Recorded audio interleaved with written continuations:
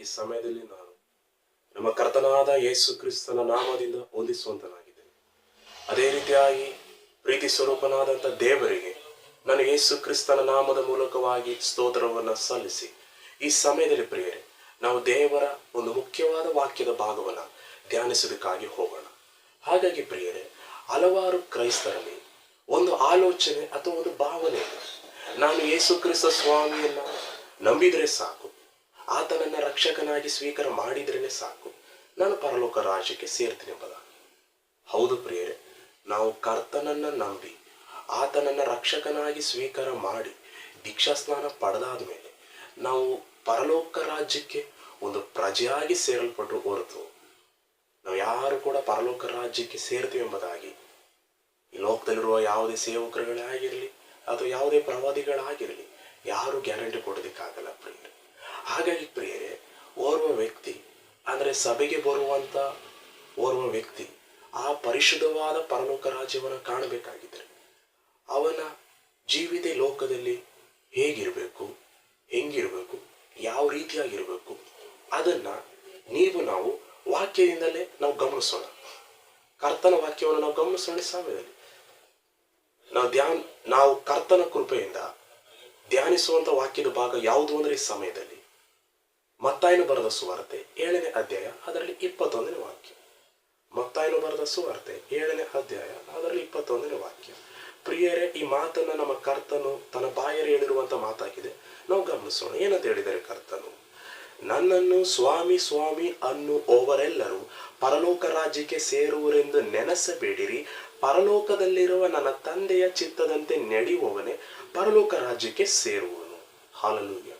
ಹಾಗಾಗಿ ಪ್ರಿಯರೇ, ಕರ್ತನು ಏನಂತ ಹೇಳಿದರೆ ವಾಕ್ಯದಲ್ಲಿ, ನನ್ನನ್ನು ಸ್ವಾಮಿ ಸ್ವಾಮಿ ಅನ್ನುವವರೆಲ್ಲರೂ ಪರಲೋಕ ರಾಜ್ಯಕ್ಕೆ ಸೇರುವರೆಂದು ನೆನೆಸಬೇಡಿರಿ, ಪರಲೋಕದಲ್ಲಿರುವ ನನ್ನ ತಂದೆಯ ಚಿತ್ತದಂತೆ ನಡೆಯುವವನೇ ಪರಲೋಕ ರಾಜ್ಯಕ್ಕೆ ಸೇರುವನೆಂಬುದಾಗಿ ಕರ್ತನು ಸ್ಪಷ್ಟವಾಗಿ ವಾಕ್ಯದಲ್ಲಿ ಹೇಳಿದ್ದಾರೆ.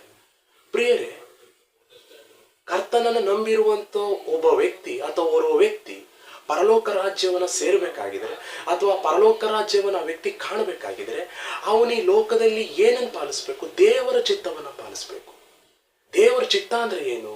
ದೇವರ ಉದ್ದೇಶ, ದೇವರ ಆಲೋಚನೆ, ದೇವರ ಯೋಜನೆ, ದೇವರ ಐಡಿಯಾಸು, ದೇವರ ಪ್ಲಾನ್ಸ್ಗಳು ಇದೆಲ್ಲವೂ ಎಲ್ಲಿದೆ? ನೀವು ಓದುವಂತ ಬೈಬಲ್ ಅಲ್ಲಿ ಇದೆ. ಈ ಬೈಬಲ್ ಅಲ್ಲಿ ಏನಿದೆ? ದೇವರ ಯೋಜನೆಗಳು, ದೇವರ ಆಲೋಚನೆಗಳಿದೆ.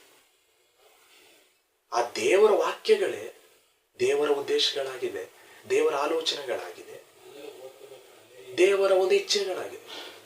ಓರ್ವ ವ್ಯಕ್ತಿ ಈ ವಾಕ್ಯಗಳನ್ನ ಪಾಲಿಸುವಾಗ, ಕರ್ತನು ಕೊಟ್ಟಿರುವ ಆಜ್ಞೆಗಳನ್ನ ಅವನ ದಿನಚರಿಯಲ್ಲಿ ಪಾಲಿಸಿ ಆತನು ಆ ವಾಕ್ಯಕ್ಕೂ ಆ ಆಜ್ಞೆಗಳಿಗೂ ವಿಧೇಯರಾಗಿ ಲೋಕದಲ್ಲಿ ನಡೆಯುವಾಗ ಕರ್ತನನ್ನ ಮೆಚ್ಚಿಸುವಂತನಾಗಿದ್ದಾನೆ, ಕರ್ತನಿಗೆ ಪ್ರಿಯನಾಗುವಂತನಾಗಿದ್ದಾನೆ. ಈ ರೀತಿಯಾಗಿ ದೇವರ ಚಿತ್ತವನ್ನು ಪಾಲಿಸುವಂತವನು ಮಾತ್ರವೇ ಬರುವಂತ ಕಾಲದಲ್ಲಿ ಆ ಪರಲೋಕ ರಾಜ್ಯವನ್ನು ಕಾಣುವಂತನಾಗಿದ್ದಾನೆ ಪ್ರಿಯರೇ. ಹಾಗಾಗಿ ಪ್ರಿಯರೇ, ನೀವು ಬರುವಂತ ಯುಗದಲ್ಲಿ ಆ ಕರ್ತನ ರಾಜ್ಯವನ್ನ ಸೇರ್ಬೇಕಾಗಿದ್ರೆ, ಆ ಪರಲೋಕ ರಾಜ್ಯವನ್ನ ಕಾಣಬೇಕಾಗಿದ್ರೆ ನೀವು ಹಿಂದೆ ನಮ್ಮ ಜೀವಿತವನ್ನ ಕರ್ತನ ವಾಕ್ಯವನ್ನು ಪಾಲಿಸ್ತೇನೆ ಎಂಬುದಾಗಿ ಸಮರ್ಪಣೆ ಮಾಡಿ ಆತನ ವಾಕ್ಯವನ್ನ ನಾವು ಸೀರಿಯಸ್ ಆಗಿ ನಮ್ಮ ಜೀವಿತದಲ್ಲಿ ಪಾಲಿಸಿ ಆತನ ಒಂದೊಂದು ಆಜ್ಞೆಗಳಿಗೂ ಕೂಡ ನಾವು ವಿಧೇಯರಾಗಿ ನಡೆಯೋಣ. ಆಗಿದಾಗ ಮಾತ್ರ ನೀವು ಬರುವಂತ ಕಾಲದಲ್ಲಿ ಆತನ ಮಹಿಮೆ ಉಳ್ಳ ರಾಜ್ಯವನ್ನು ಕಾಣುವಂತರಾಗಿದ್ದೇವೆ ಪ್ರಿಯರೇ. ಹಾಗಾಗಿ ಪ್ರಿಯರೇ, ಇದು ಇವತ್ತು ದೇವರು ನಮಗೆ ಅನುಗ್ರಹಿಸಿರುವಂತ ಒಂದು ವಿಶೇಷವಾದಂಥ ವಾಕ್ಯದ ಸಂದೇಶವಾಗಿದೆ.